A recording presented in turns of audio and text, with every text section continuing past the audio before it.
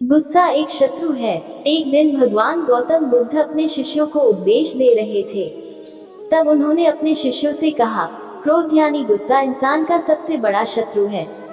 गुस्सा करने वाला इंसान स्वयं को तो हानि पहुंचाता ही है, साथ ही दूसरे लोगों को भी वह हानि पहुंचाता है। मतलब वह बदले की आग में जलता है और अपनी लाइफ को बर्बाद करता है।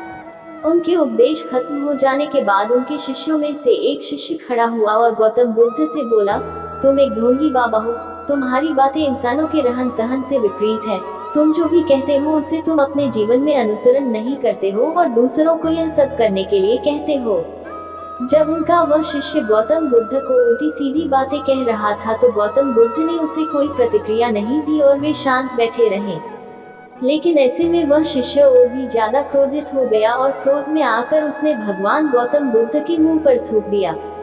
शिष्य की इस हरकत के बाद भी भगवान गौतम बुद्ध क्रोधित नहीं हुए और सिर्फ शांत बैठे रहे। उन्होंने अपने चेहरे से थूक को पोंछा और वही चुपचाप बैठ गए। यह सब देखकर वह शिष्य गुस्से में ही उस जगह को छोड़कर अपने घर चला गया।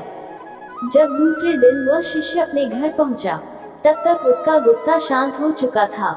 गुस्सा शांत होने के बाद उस शिष्य को एहसास हुआ कि उसने भगवान गौतम बुद्ध के साथ बहुत बड़ी गलती की है और वह स्वयं को मन ही मन कहने लगा, यह मैंने क्या कर दिया। मैंने भगवान गौतम बुद्ध का अपमान किया है। उनका अपमान मैं ऐसे कैसे कर सकता हूँ। मैंने बहुत बड़ी गलती कर दी। मुझे जाकर उनसे माफी मांगनी होगी। यह कहकर वह तुरंत ही भगवान गौतम बुद्ध से मिलने के लिए निकल गया, लेकिन महात्मा गौतम बुद्ध उस स्थान पर नहीं थे। ऐसे में वह शिष्य जगह जगह भटक कर गौतम बुद्ध को खोजने लगा। जैसे ही उसे गौतम बुद्ध मिले तो वह उनके पैरों पर गिर गया और उनसे कहने लगा, मुझे माफ कर दीजिए। मुझसे गलती हुई है। मैंने आपका अपमान किया है। मैंने यह बहुत बड़ा पाप किया है। यह सब देखकर गौतम बुद्ध ने उससे कहा, शांत हो जाओ, क्या बात है मुझे बताओ।